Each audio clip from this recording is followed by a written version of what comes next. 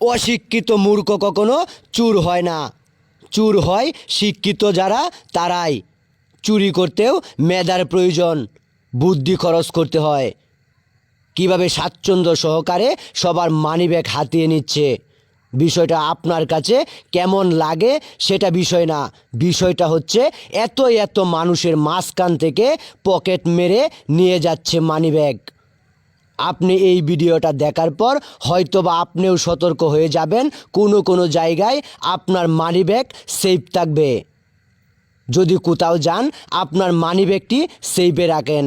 এমন চোর যদি আপনার আশেপাশে ঘুরেফেরা করে তাহলে কখনোই আপনার মানিব্যাগ জায়গাতে থাকবে না।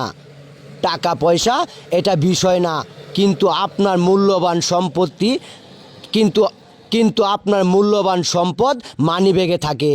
অনেক কাগজপত্র মানিব্যাগে যত্ন সহকারে রাখেন, আর সেই মানিব্যাগটি যদি চোরের হাতে চলে যায় সে হয়তো টাকার লোভে চুরিটা করে, কিন্তু ক্ষতিটা আপনার। তাই কিভাবে চুরি করতে হয়, কিভাবে আপনার মানিব্যাগটি অন্যজনের হাতে চলে যায়, কিভাবে আপনার মানিব্যাগের মূল্যবান কাগজপত্রগুলো ফেলে দেয় সেটাই দেখবেন। কতটা স্বাচ্ছন্দ্য সহকার, কতটা টেকনিকে মানিব্যাগ নিয়ে যাচ্ছে। হয়তোবা সবাই এখানে হাসাহাসিতে ব্যস্ত, সবাই তাদের নিজেদের কাজকামে ব্যস্ত, কেনাকাটা নিয়ে ব্যস্ত, কিন্তু একটি যুবক যাকে দেখলে হয়তোবা স্মার্ট মনে হবে, শিক্ষিত মনে হবে। প্রথমেই বলেছি অশিক্ষিত মূর্খ কখনো চুর হয় না, শিক্ষিতরাই চুরিতে লিপ্ত থাকে। তাই এখনই এটা মোকাবেলা না করতে পারলে সামনের সময়গুলো হয়তো আপনার জন্য ভয়াবহ হয়ে যাবে। আপনার আশেপাশে থাকা স্মার্ট বয়রাই আপনার মানিব্যাগ ছিনতাই করে, আপনার মোবাইল নিয়ে যায়। সাধারণত এসব মানুষকে দেখলে মনে হবে শিক্ষিত, কিন্তু এরা যে চুরির কাজে ব্যস্ত সময় পার করে সেটা দেখলে বুঝবেনই না কি গেট।